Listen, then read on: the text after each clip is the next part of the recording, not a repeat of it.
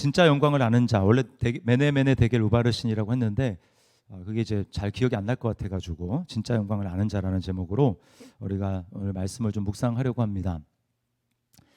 오늘 본문에 보면 세 사람이 정확하게 나오는데 느부갓네살, 그다음에 벨사살, 그다음에 다니엘 이렇게 세 사람이 나옵니다. 자, 이 느부갓네살 왕은 바벨론 자기가 세운 그 왕국의 영광에 취한 사람이었어요. 그럼 바벨론의 영광을 상징적으로 보여주는 게 고대의 7대 불가사의 중에 하나였던 바벨론의 수도 바빌로니아에 있었던 공중정원입니다. 여러분 들어보셨죠? 공중정원. 네.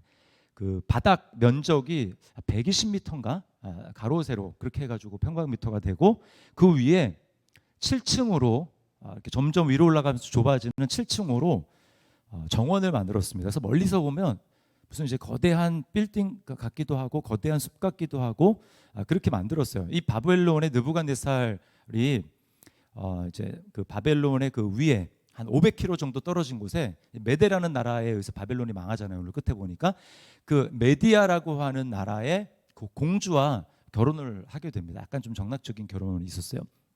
근데 그 메디아라는 곳은 이제 바빌로니아라고 하는 그 수도는 사실은 사막입니다. 사막. 현재 이라크 지역인데 사막이에요. 사실은 그런 정원을 할 수가 없는 곳입니다. 근데 왜 그런 일을 졌느냐? 결혼을 한 이 메디아 그 공주가 그 메디아라는 곳은 바벨론의 그 환경과 너무 달라요. 거기는 수풀이 우거지고 물이 많고 산이 있는 우리나라 같은 이제 그런 자연 환경이 아름다운 곳입니다. 근데 결혼을 해서 딱 바벨론에 와 보니까 권력은 자기가 이제 뭐 세상의 권력을 다 장악하고 있는 그 당시에 바벨론이 가장 큰 제국이었으니까 그런 그 이제 왕비가 된 것은 좋으나 향수병이 나는 겁니다. 환경이 너무 다른 거니까 향수병이 나는 거예요. 근데 이제 그래서 느부갓네살이 이 그 아내를 위해 가지고 온 나라의 그 이제 건축자들을 동원해서 만든 것이 바로 이 공중 정원입니다. 이거 정말 대단한 거예요. 그 나라에 나무가 없기 때문에 500km 떨어진 곳에서 그 수많은 그 나무가 이동 수단이 오늘날처럼 무슨 그 트럭 있는 것도 아니고 그 얼마나 어렵게 올렸습니까? 근데 뿌리채 뽑아가지고 근데 나무가 말라 죽지도 않게 와서 심고 그 다음에 꼭대기 7층까지 그 나무를 심어가지고 나무를 계속 유지한다라는 게 여러분 이게 정말 어마어마한 일이에요. 불가사의입니다. 그래서 1층부터 해가지고 그 유프라테스의 강물을 끌어가지고 7층까지 올리고 물을 준 다음에 그 물이 밑에 층으로 폭포가 내리고 또 그 이제 나무를 또 다 이제 물을 주고 또 밑에 폭포가 내리고 이런 식으로 해가지고 엄청난 불가사의 그런 것을 지은 거예요. 그러니까 여러분이 만약에 느부갓네살 왕이라고 한번 생각을 해보십시오. 자기가 지은 정말 불가사의한 고대 불가사의 중에 하나로고 들어가는 그것을 바라보면서 얼마나 자랑스럽겠습니까? 자부심이 느껴지겠습니까? 이야 정말 내가 세운 나라가 대단하구나. 그래서 뭐라고 그 4장 30절에 얘기하냐면 나 왕이 말하여 이르되 이 큰 바벨론은 내가 능력과 권세로 건설하여 나의 도성으로 삼고 이것으로 내 위엄의 영광을 나타낸 것이 아니냐 하였더니 자 여러분 여기 잘 주목해서 보십시오. 나 왕이 내가 나의 도성 내 위엄 이거 완전히 다 자기에게 도취되어 있습니다. 지금 여러분 이게 바로 교만이에요. 교만이란 건 뭐냐? 자기 자신에게 완전히 도취된 거 이게 교만입니다. 자기 자신에게만 완전히 집중되어 있는 상태 뭐 감정 상태 중요하지 않고요. 일단 자기 자신에게 완전히 몰입되어 있어서 주변이 안 보이고 하나님도 안 보이는 그 상태가 교만이에요. 느부갓네살은 지금 자기 능력과 권세로 했다고 지금 이야기를 하는데 하나님은 지금 뭐라고 말씀하실까? 정반대로 말씀을 하세요. 자 오늘 읽은 18절 말씀 다시 한번 읽어보겠습니다. 시작. 왕이여 지극히 높으신 하나님이 왕에 붙인 느부갓네살에게 나라와 큰 권세와 영광과 위엄을 주셨고 자 완전히 느부갓네살은 다 내가 이렇게 얘기를 하는데 다니엘을 통해서 하나님은 뭐라고 말씀하십니까? 하나님이 왕에게 큰 권세를 주셨습니다. 능력을 주셨습니다. 그러니까 왕이 한 거 아니고 사실은 하나님이 하게 하신 겁니다 라고 이야기를 하는 거예요. 여러분 이게 바로 교만입니다. 교만하면 하나님이 안 보여요.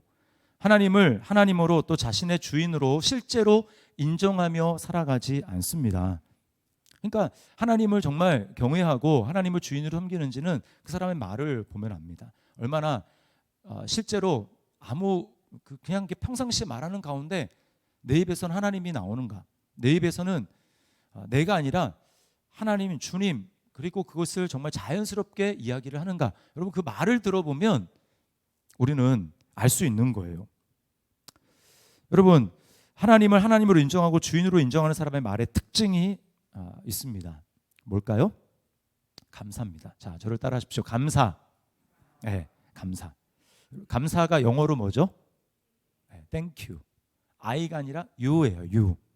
그러니까 감사를 딱 하는 순간 자기 자신에게 집중하고 자아에게 도취된 그 사람이 거기서 벗어날 수가 있는 겁니다. 그래서 감사는 아무나 할 수가 없어요.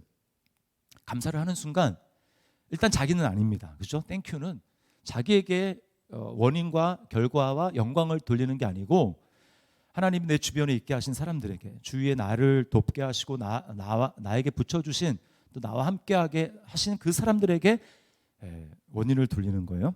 그리고 또 누굽니까? 하나님께. 그래서 하나님께 감사를 드리는 그 모습이 뭐냐? 그게 바로 하나님께 영광을 올려드린 거고요. 그게 바로 예배하는 사람의 모습이라는 거예요. 그러면 여러분, 예배는 그냥 우리가 이렇게 지금 금요 찬양 집회 나와서 예배를 하고 있지만, 예배할 때 우리가 가장 먼저 해야 될 것은 회개입니다. 무슨 회개요? 나 중심에 되어 있어서 내가 하나님을 의식하지 않고 나에게 집중되어 있고 나에 도취되어 있는 그 모습에서 내가 하나님을 바라보기 시작하고 하나님께로 시선을 돌리는 거. 여러분, 이게 회개예요. 회개. 하나님, 내가 나 중심으로 살았습니다. 내가 하나님을 잊고 살았습니다. 하나님을 머릿속으로는 인정했을지 모르지만 내 말에서는 하나님이 없었고 나에게는 감사가 없었습니다 라고 하는 것을 인정하고 돌이키는 거. 여러분, 여기 예배가 여기서부터 시작이 되는 것입니다. 근데 그냥 앉아있는데 여전히 자신에게 집중되어 있고 하나님 앞에 감사가 정말 나오지 않는다면, 감사를 하지 못한다면, 여러분, 그것은 하나님께 영광을 돌려드리는 게 아니에요. 앉아있지만 여전히 지금 자신에게 집중되어 있기 때문에 하나님이 그 예배를 받으실 수가 없다라는 겁니다. 여러분, 여기서 돌이켜야 되는 거예요. 하나님이 내게 베풀어 주신 수많은 혜택들에 대해서 우리는 감사해야 됩니다. 힘들게 사시는 분들이 참 많죠. 요즘에 경제가 어렵고 삼고 시대라고 하고 참 어렵지 않습니까? 물가와 또 금리가 올라가고 환율이 올라가고 해서 사업체를 운영하거나 또 대출을 받은 분들이 너무나 힘들어하는 지금 시대 가운데 지금 우리가 살아가고 있어요. 정말 쉽지 않은 시대를 우리가 살아가고 다 힘듭니다. 그렇죠? 자, 그런데 그럼에도 불구하고 우리는 대한민국에 살지 않습니까? 대한민국 전 세계 200 몇 개국이 있는지 잘 정확하게 모르겠지만 그 중에서요, 일단 대한민국에 산다 그러면 세계 상위 10% 안에 들어가는 거예요. 상위 10%. 나는 아닌 것 같은데 싶어도요, 일단 여러분, 대한민국에 살면 상위 10% 일단 따놓고 들어갑니다. 그리고요, 여기 좀 어디입니까? 동탄이죠. 이렇게 지역 폄하하려고 하는 의도는 없지만, 그러나 일단 대한민국 중에서 동탄에 산다 그러면 제가 모르긴 몰라도 한 상위 1% 정도 들어가지 않을까. 목사님 너무 과장하시는 거 아닐까 이렇게 말씀하신지 모르겠는데, 여러분, 어쨌든 제가 드리고자 하는 말씀은 뭐냐, 우리가 하나님 앞에 환경 때문에 감사하지 못할 이유는 없다라는 겁니다. 타고 다닐 자가용이 있습니다. 그 다음에 집 월세가 됐든 자기 집이 됐든 요즘에 집 사더라도 대출 안 끼고 사는 사람 어디 있습니까? 그러니까 은행에 줘서 은행에 월세 주고 사는 거 아니에요. 결국은 그러니까 월세를 살든 자기 집을 가지고 살든 전세를 살든 차 있고 집 있고 또 서로 전화 통화할 수 있는 핸드폰 있고 집에 가면 TV 있고, 여러분, 그러면 우리는 부자예요. 부자. 여러분, 믿으시면 아멘 하시기 바랍니다. 네. 우리 부자. 이렇게 좀 기분 별로 안 좋으신 분이 이제 한두 분 계실 것 같은데, 우리 부자예요, 진짜. 여러분, 우리가 정말 예수 그리스도를 믿는 사람이라면 우리는 때때로 감사할 수많은 조건들을 주셨음에도 불구하고 내가 나에게 너무 집중하고 있어서 하나님 앞에 감사하지 못한 부분에 대해서 우리는 돌이키고 회개해야 합니다.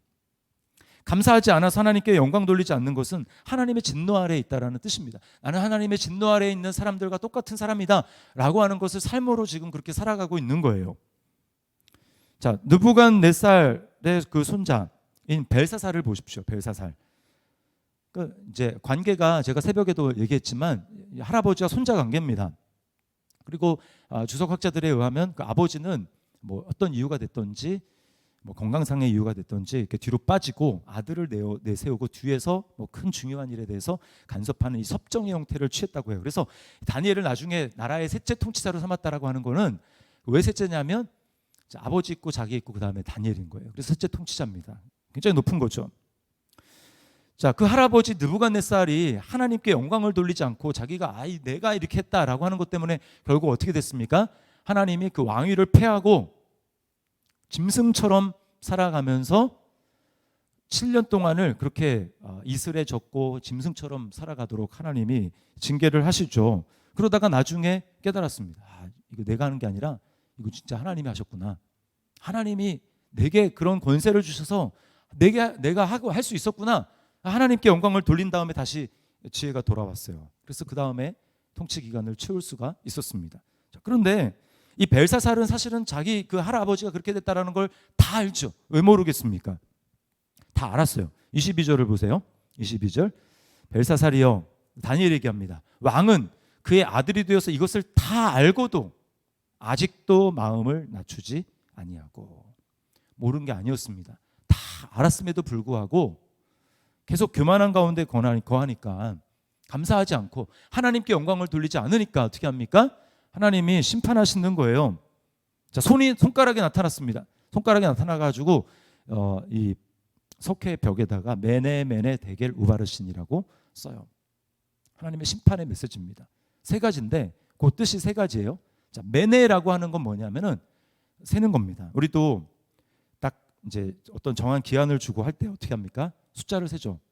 나 셌을 동안 안 나오면 알아서 해. 이렇게 하지 않습니까? 자, 뭐 하나, 둘 반에 반 뭐 이렇게 해가지고 하잖아. 하나님 지금 숫자를 세고 계시는 거예요. 하나님이 세셨어요.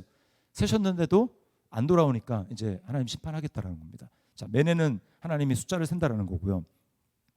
그 다음에 데겔은 뭐냐면은 저울에 단다라는 겁니다. 저울에. 그러니까 이게 진짜 자격이 되는지 안 되는지 하나님이 달아보는 거예요.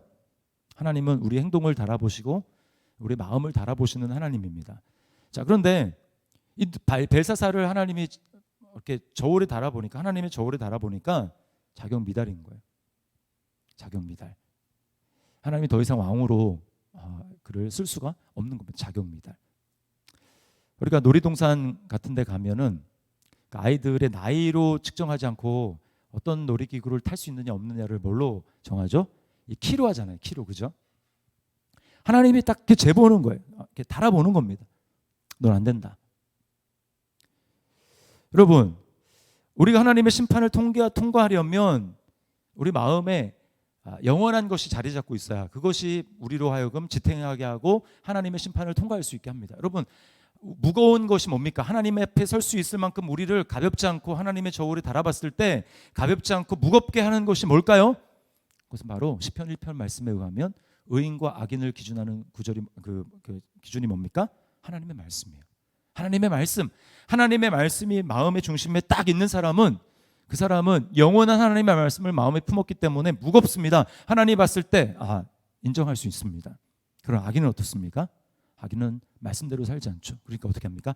악인은 그렇지 아니하며 오직 바람에 나는 겨와 같도다. 그러니까 하나님이 바람을 불어버리면 다 날아가 버리는 거예요. 하나님이 지금 재보시는 겁니다. 자, 결국 심판이 임하는 거예요. 자, 베레스는 무슨 뜻이냐면 나뉘어진다라는 겁니다. 나뉘어진다.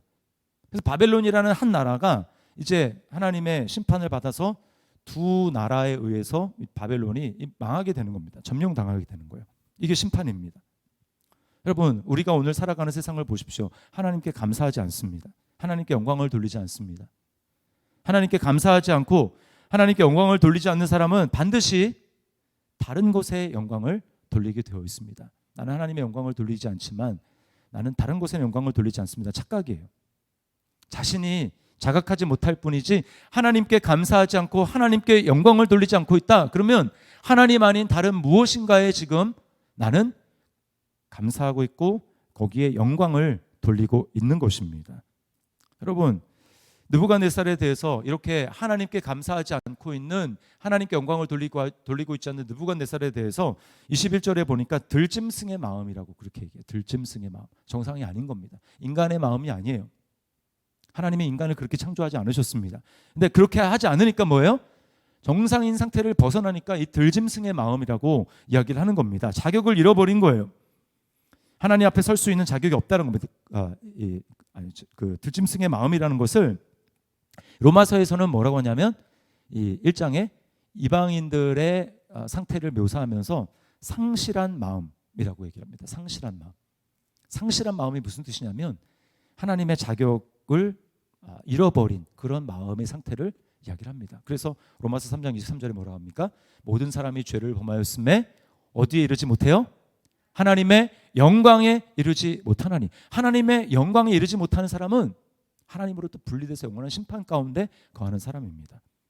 상실한 마음. 자, 로마서 1장 21절과 28절을 함께 한번 읽어보도록 하겠습니다. 시작. 하나님을 알되 하나님을 영화롭게도 아니하며 감사하지도 아니하고 오히려 그 생각이 허망하여지며 미련한 마음이 어두워졌나니 또한 그들이 마음에 하나님 두기를 싫어하매 하나님께서 그들을 그 상실한 마음대로 내버려 두사 합당하지 못한 일을 하게 하셨느니. 네, 여러분, 이것이 바로 하나님께 영광을 돌리지 않는 사람, 하나님을 영화롭게 하지 않고 하나님 앞에 감사하지 않는 사람의 모습입니다. 이런 삶의 끝은 뭡니까? 계속해서 이런 삶을 살아간다. 이런 삶의 끝은 뭘까요? 그것은 영원한 심판입니다. 영원한 심판. 반드시 죽으리라. 영원한 심판이에요. 자, 그러나 느부갓네살, 벨사살, 그 다음에 다니엘 있잖아요. 다니엘의 모습을 보십시오. 벨사살 왕이 벽에 쓰인 글씨를 해석해 주면 뭐라고 합니까? 내가 자주색 옷을 주겠다. 이 자주색 옷은 요즘으로 얘기하면 땡 그 옷인데 5벌 한정판, 예를 들면 막 이런 겁니다. 엄청난 거예요. 다니엘한테 그걸 주겠다는 겁니다. 또 금사슬을 목에 걸어주겠대요. 요즘으로 얘기하면 요즘에 좀 한물 간 것 같기도 해요. 옛날에 한참 유행하던 뭐 물방울 다이아몬드 그런 목걸이, 그거를 주겠다는 거예요. 또 바벨론의 셋째 통치자로 삼겠다고 얘기합니다. 지금으로 하면 미국보다 더하죠. 미국의 국무총리나 부통령 같은 자리를 주겠다고 하는 거예요. 여러분, 이런 것을 받는다면 여러분, 세상에서 가장 성공한 사람의 반열이 들지 않겠습니까? 모든 사람이 다 두려워하는 게 아니라 다 선망의 대상이죠. 나도 저렇게 되고 싶다. 나도 인생 한번 저렇게 살아보고 싶다라고 하는 그 부러움의 모든 조건을 지금 다 주겠다고 하는 겁니다. 자, 그런데요, 다니엘의 반응을 한번 보세요. 17절 우리 같이 한번 읽어보겠습니다. 시작. 다니엘이 왕에게 대답하여 이르되 왕의 예물은 왕이 친히 가지시며 왕의 상급은 다른 사람에게 주옵소서.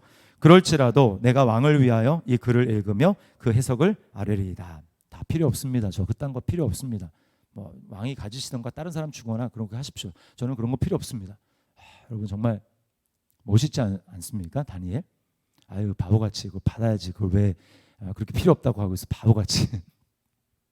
다니엘을 보십시오. 정말 멋있습니다. 저는 다니엘의 모습에서 예수님의 모습을 봐요.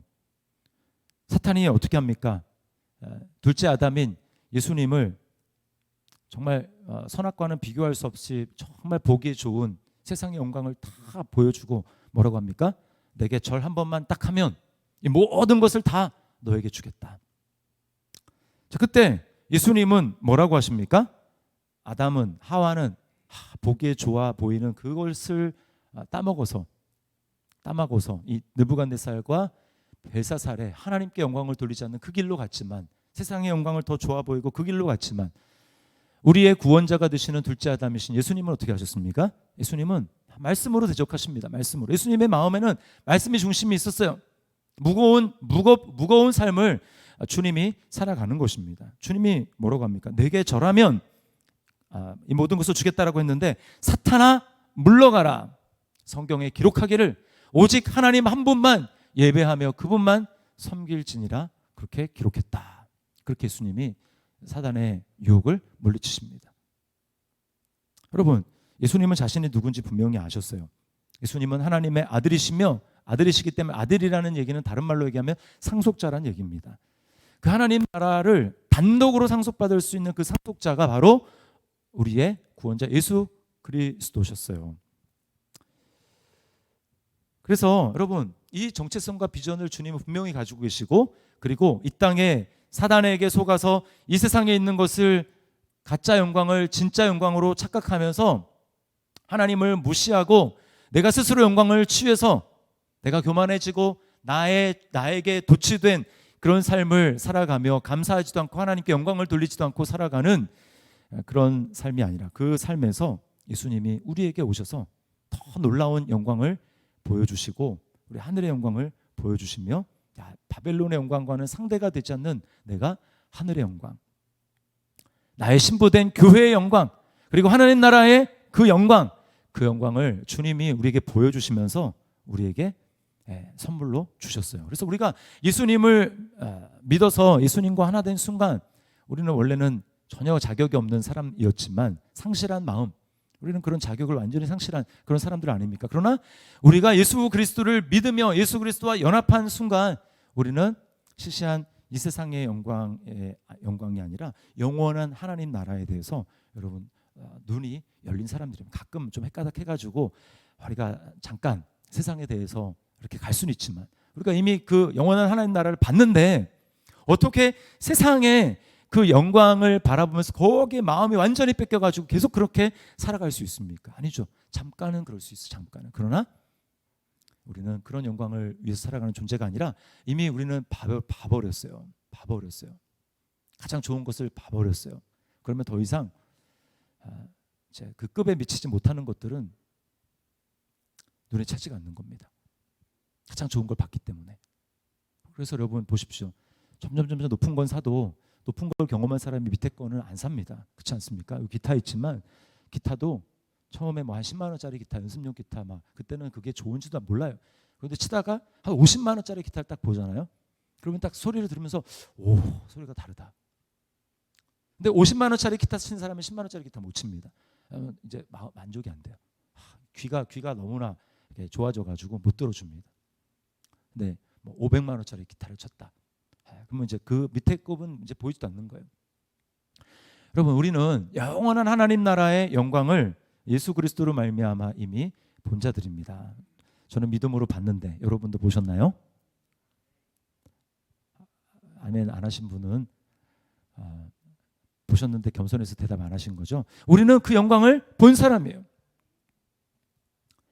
그리고 점점 더 그 영광을 확실하게 볼 사람들인 줄 믿습니다. 그러므로 여러분 우리가 어떻게 살아야 되겠습니까? 진짜 영광을 아는 사람으로서 우리는 이 땅에서 다니엘과 같이 세상에 뭐 이렇게 주겠다 거기에 넘어가는 것이 아니라 우리의 믿음의 중심을 탁 지키고 정체성과 신분을 분명히 지키고 나는 하나님께 드려야 될 감사와 찬송과 영광을 나는 다른 곳에 드리지 않겠다. 하나님도 그러셨어요. 나는 내 영광을 우상에게 주지 아니하리라.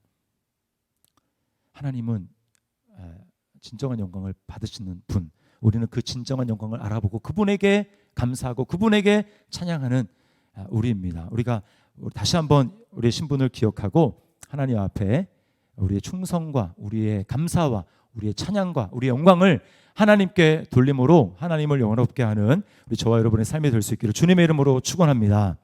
우리 시간 박수 치면서 찬양하도록 하겠습니다.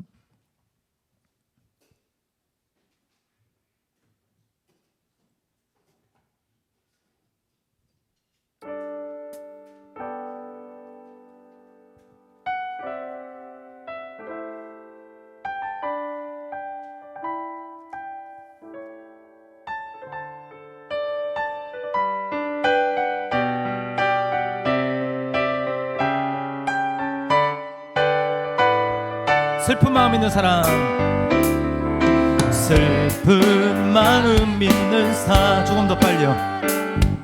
예수 이름 믿으면 영원토록 변함없는 기쁜 마음 얻으리. 예수의 이름은 세상의 소망 예수의 이름은 천국의 기쁨이 거룩하신 주의 이름 너의 방패 삼아라. 환난 시험 당할 때에 주께 3절 존귀하신 주의 이름 존귀하신 주의 이름 우리 기쁨 되도 아멘. 주의 품에 안길 때에 기뻐 찬송 부르리. 예수의 이름은 세상의 소망이요. 예수의 이름은 천국의 우리 목소리 높여 우리 갈 길 다간 후에 우리 갈 길 다간 후에 보좌 앞에 나 왕의 왕께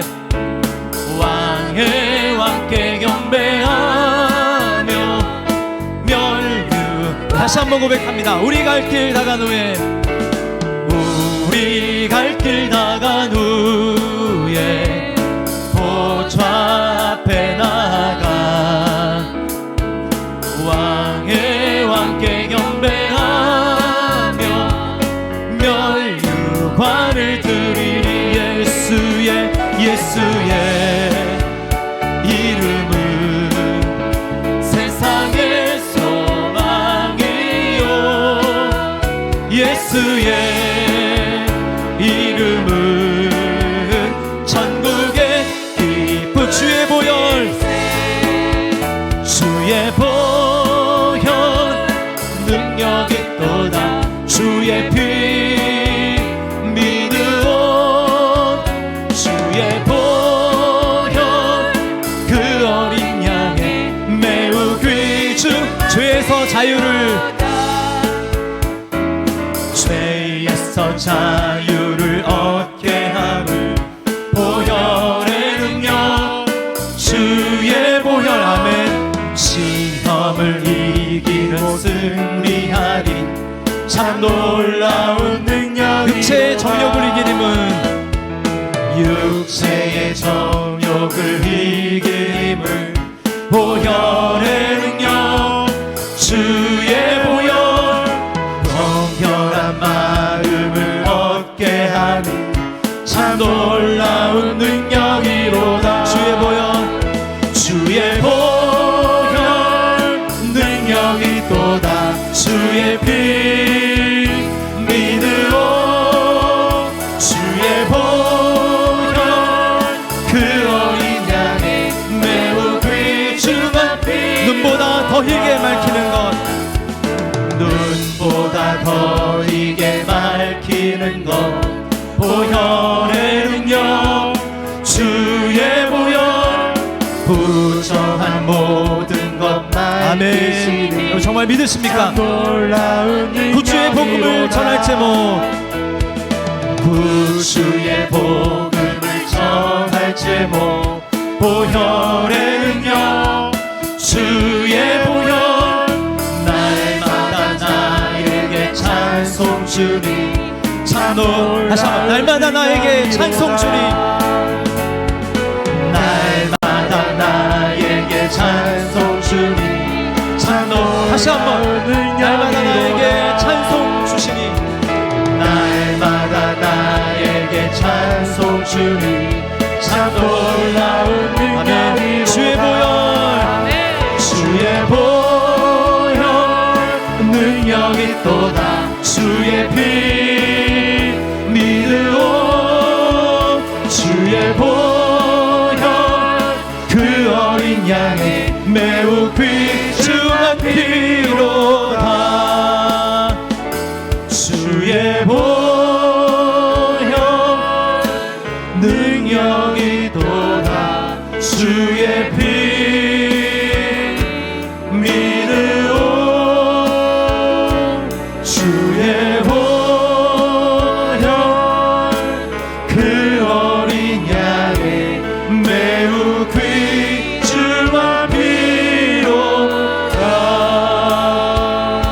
시간에 작은 목소리지만 우리의 진심으로 하나님 앞에 우리 감사치 못했던 것을 회개하고 나 중심에서